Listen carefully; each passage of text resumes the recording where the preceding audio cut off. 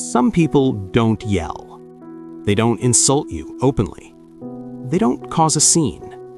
Instead, they speak with sharpness. They interrupt you. They respond with sarcasm. They look at you like you're wasting their time.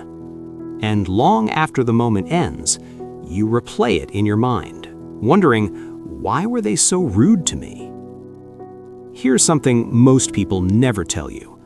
Rudeness is rarely confidence. It's rarely strength. Most of the time, rudeness is unhealed trauma speaking out loud. Today, we're not here to excuse rude behavior. We're here to understand it. Because once you understand where it comes from, you stop carrying pain that was never yours. And that understanding can change the way you see people forever. Rude people are not born rude. They're shaped, conditioned, trained by experiences they never learned how to process. For many of them, rudeness became a survival skill, a way to protect something fragile on the inside. Because at some point in their life, being kind didn't feel safe. Being soft meant being ignored. Being polite meant being dismissed. Being vulnerable meant getting hurt. So they adapted. They learned that sharp words create distance. Cold responses stop questions. And rudeness keeps people from getting too close. Distance feels safer than connection, when connection once came with pain. One of the most common roots of rude behavior is emotional neglect. Not shouting, not physical harm, but silence. Growing up in an environment where emotions were ignored, minimized, or brushed aside teaches a child a quiet but damaging lesson. My feelings don't matter. So the child stops expressing them. But emotions don't disappear. They get buried. And buried emotions don't heal. They transform. Unprocessed sadness becomes irritability. Unheard fear becomes control. Unmet emotional needs turn into resentment. And resentment often speaks through rudeness.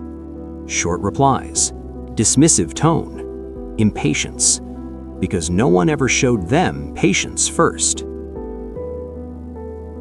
For some people, rudeness is about control. When life feels unpredictable, control feels like safety. Some people control by being perfect. Some control by staying silent. Others control by dominating conversations, interrupting, talking over people, belittling ideas, correcting others unnecessarily. On the surface, it looks like confidence, but underneath, it's often the echo of powerlessness. Many rude people were once ignored, overruled, humiliated, made to feel small. So they learned, if I push first, I won't be pushed. If I disrespect first, I won't feel weak. Rudeness becomes armor, heavy, protective, and isolating. Another layer beneath rude behavior is shame. Not guilt, shame. Guilt says, I did something wrong. Shame says, I am something wrong. And shame is unbearable to sit with, so it hides. Behind sarcasm, behind criticism, behind emotional distance. Because if I make you feel small, maybe you won't notice how small I feel inside. Rudeness redirects attention away from the self. It's a distraction, a smokescreen. Trauma doesn't only live in memories, it lives in the nervous system. A person who grew up in constant stress, criticism, or emotional unpredictability may have a body stuck in survival mode, always alert, always defensive, always preparing for threat. So the neutral comments feel like attacks. Simple questions feel like criticism. Silence feels like rejection. And the response comes fast, sharp, defensive, rude. Not because they want conflict, but because their body believes it's necessary for survival. This is why many rude people struggle with intimacy. Real connection requires softness, and softness feels dangerous when vulnerability once led to pain.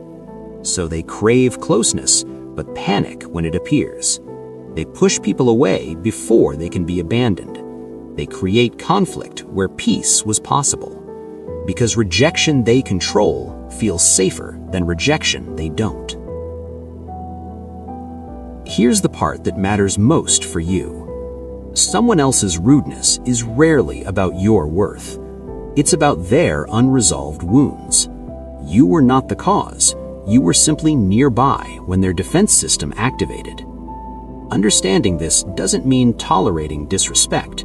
Boundaries are still necessary, but it does mean you stop internalizing their behavior. You stop asking, "What's wrong with me?" and start seeing something inside them is hurting. Can rude people change? Yes, but only when they feel safe enough to put the armor down. Change begins with awareness, with realizing that rudeness once protected them, but now isolates them. With learning how to regulate emotions instead of reacting from old wounds. With discovering that softness is not weakness, it's strength. The next time you encounter a rude person, remember this. You are not meeting their true self. You are meeting their coping mechanism. And while you don't have to accept the behavior, you also don't have to carry the weight of it. Because clarity dissolves anger. Understanding restores peace. And sometimes the most healing thing we can do is finally understand what was never explained to us before. If this message resonated with you, let it play. Let it sink in. You are not too sensitive. You are simply responding to someone else's unhealed pain.